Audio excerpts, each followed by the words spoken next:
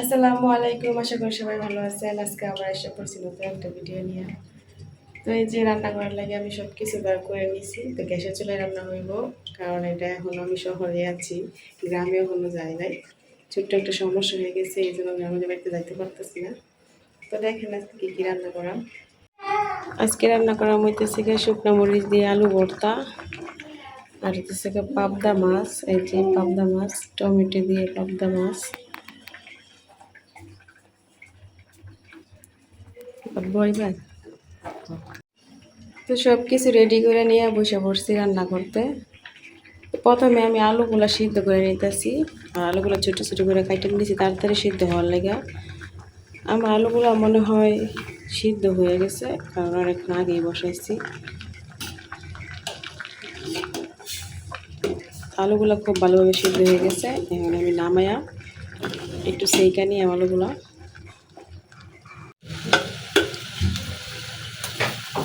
আলুর পানি ফালাইয়া আমি এখন আলুগুলো ভালোভাবে সেইকা নিতেছি।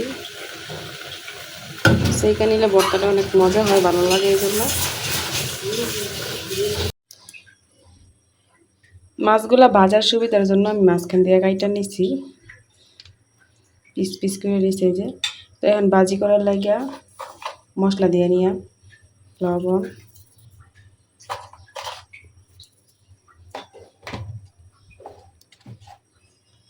হলুদ,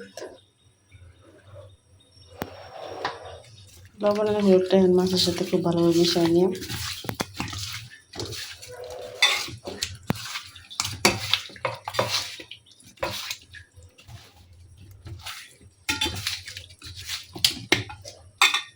লবণ আর হলুদটা মাছের সাথে আমি খুব ভালোভাবে মিশিয়ে নিছি। এখন মাছগুলো ভাজির লেগে চুলার মধ্যে কড়াই বসাই দেন। মাছগুলো ভাজি করার লেগে আমি চুলার মধ্যে কড়াই বসাই দিছি।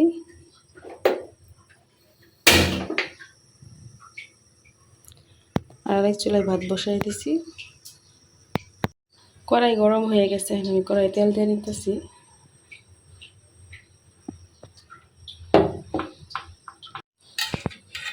তেল গরম হয়ে গেছে, এখন আমি তেলের মধ্যে মাছগুলো দিয়ে দেন।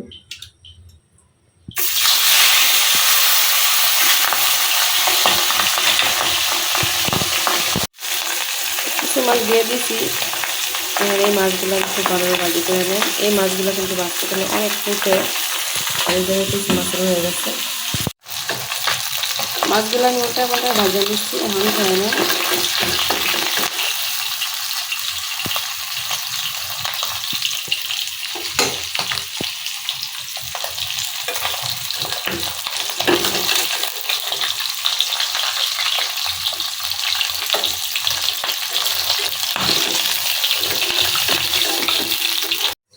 সবগুলো মাছ উঠাই দিচ্ছি। এখন যে বাকি মাছগুলো আছে এগুলো ভাজা নেন।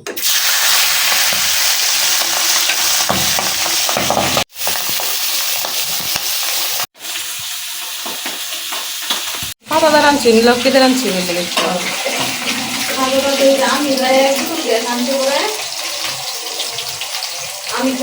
সবগুলো মাছ ভাজা হয়ে গেছে। এখন আমি আলু ভর্তার জন্য শুকনো মরিচ ভাজা লিয়াম।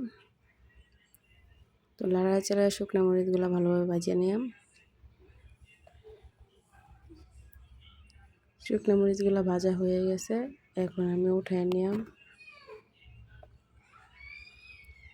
এই মরিচগুলো কিন্তু অনেক ঝাল।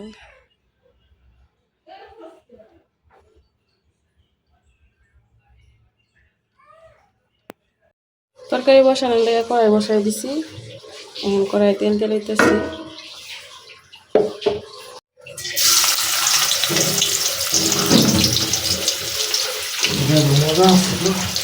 কি মজা আনছো?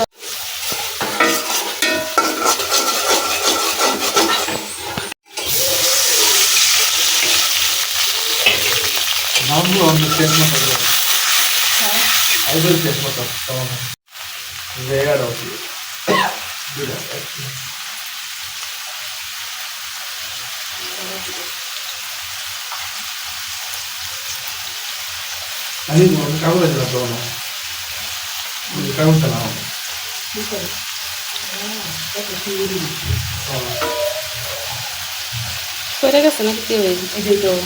ঠান্ডা নাই যাবে হচ্ছে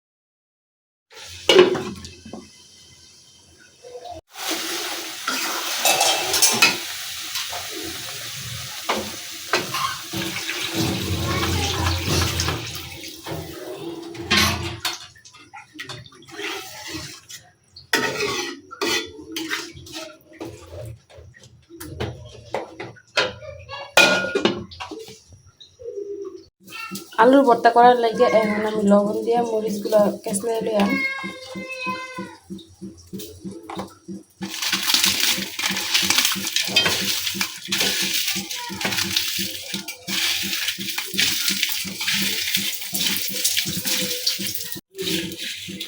মরিচ কেসলানো হয়ে গেছে, এখন মরিচের সাথে আমি পেঁয়াজ কেসলে নিলাম।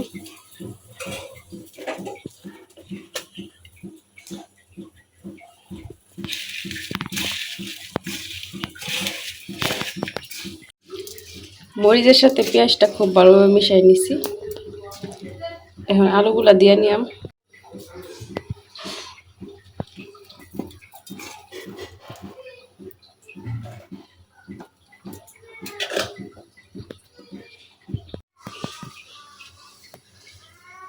আলুগুলা খুব সুন্দরভাবে কেসলে নিছি।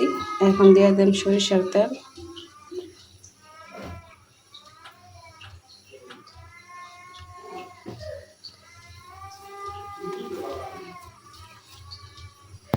এই যে মরিচ দিয়ে আলু শুকনো মরিচ দিয়ে আলু ভর্তা রেডি।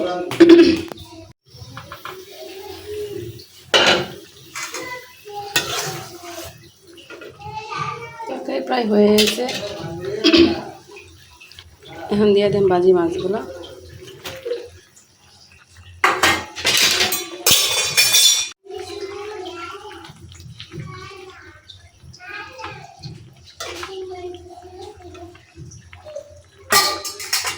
ডাইকা আর 2-3 মিনিট জাল করে নেন।